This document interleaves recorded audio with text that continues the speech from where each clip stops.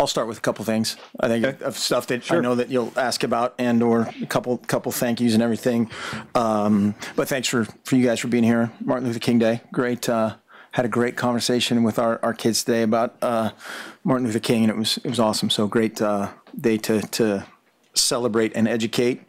But just want to thank all of our staff, our assistant coaches, everybody behind the scenes for this past season, and particularly their families, especially this time of year. It's a grind of what our guys do. All of our, everybody kind of throws that into the bucket of support staff. Everybody around here was awesome throughout the season, and fighting to keep all those guys here. Our supporters, our fans, the students were incredible all year long.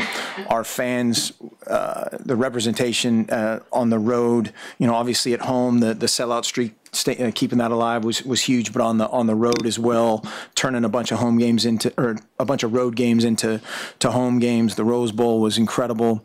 The representation of the national championship was really impressive, and I just want to thank them, and I guess invite them back.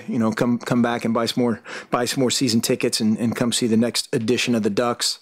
Obviously, our donors and everybody else that makes that happen. The players. Above all, I want to say thank you to those guys. Some guys on the way out, which we'll talk about Marcus, I'm sure, here in a second, and all those guys that just, along with the staff that just jumped into our process, I think with both feet. After last spring, a couple injuries, fall camp, a couple injuries, leading up to the Arizona loss, I think there were a bunch of people that counted those guys out, and just battling through everything, whether it was 6 guys out, I think, offensively for the Pac-12 championship game, guys at key positions, all conference players at key positions, and just their belief in each other and the assistants' belief in one another with those guys was really impressive, especially given the fact of what you guys have said, and you guys know everything of the toughest Pac-12 kind of conference ever. Was just very, very cool to be a part of. Just like every season, there's going to be some movement. We have 3 guys right now that will be leaving the program. There's nothing crazy here, just guys looking for an opportunity or better fit. Stephen Amoko, Dominic Harrison, and Chance Allen. I think Chance Allen already announced that, if I'm not mistaken, will be leaving. And then there's a couple other guys that are, I would say, in limbo as far as what the rest of their career holds, and we will support those guys and help those guys as they make that transition. Obviously, Marcus leaving and Eric leaving. Marcus is a guy that obviously has an indelible mark in this program in a lot of ways, and somebody that will continue to motivate us on a daily basis. But at the same time, we have to flush it and turn the page, so to speak. There's been a lot of guys and a lot of times throughout my recent history here over that many years, is 7? I don't even know now, 6, 7. And, after Dennis Dixon or after Joey Harrington or after LaMichael James or after these, irreplaceable guys, somehow, some way, either the assistants or a group of guys or somebody else steps up, and that will certainly happen. And then our bullet points from here on out are get off to a great start, as is kind of an odd start to our winter term academically, but getting off to a great start that way.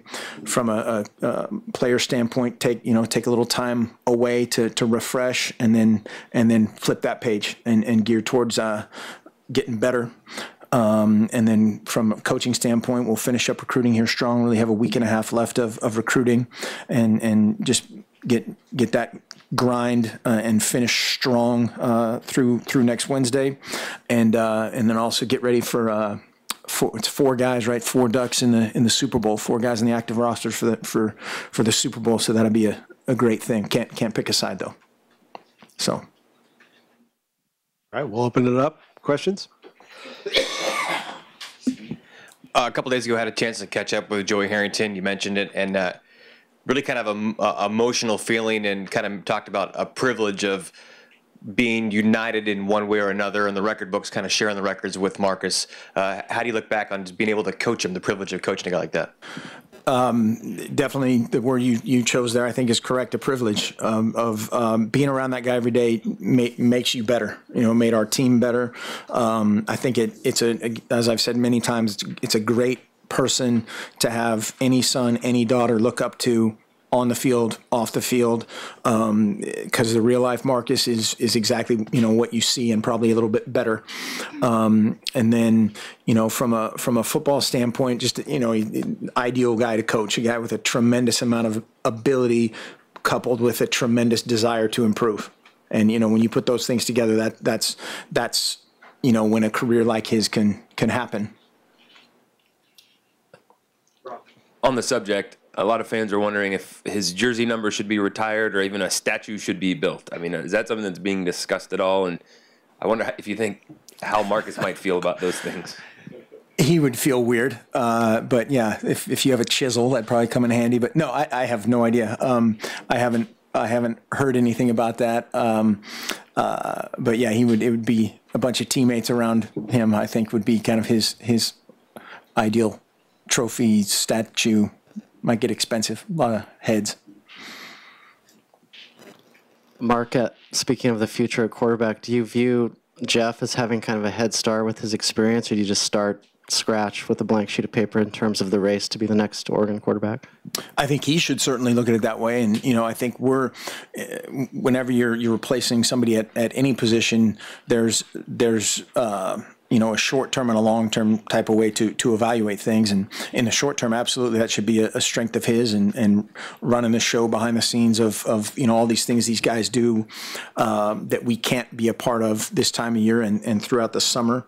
And then in spring ball and in fall camp, you have to put on your long-range glasses and kind of put them in situations, him and others in situations to compete and give them it's the double-edged sword of you have to do different things with each individual guy, but still give each person a quote-unquote fair shot. How you're going to game plan for one guy and another guy are totally different.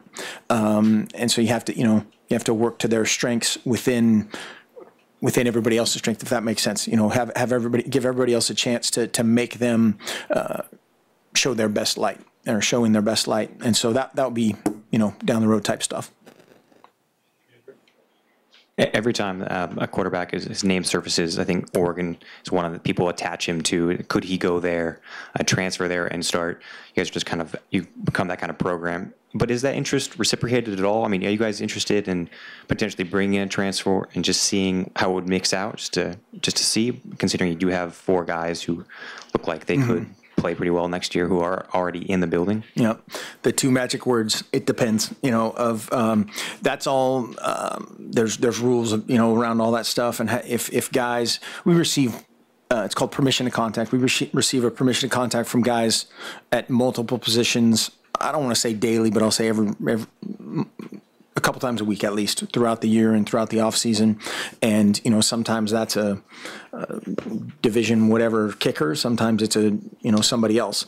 And before that takes place, none of that other stuff can happen. And that's where some of the gray area is created. But we're going to, exhaust every path to find the right guy, the right fit. But we certainly believe in who's on campus and, what's to come. And just a quick follow-up, do you want a guy in by a certain amount of time to kind of learn your offense, or can a guy, just depending on him, how gifted he is intelligently, could a guy come in late summer, or do you want someone here for spring? Is there a timeline you're looking for? Again, it depends on both their past, their ability to learn all those things. You look at guys like Royce and Charles, that came in instantly. They did an incredible job through the summer of learning, and they're ready to go. Other guys take a little bit longer, so it just really depends. And I know that's not the answer you want, but it absolutely depends on the guy. Mark, are you expecting to have your full coaching staff back next year, and how much does that help this week and a half of recruiting / turning the page on a great season and transitioning without Marcus? Yeah, we sure hope so. I don't want to say I anticipate that, but I anticipate that, and extremely lucky again to have those guys here.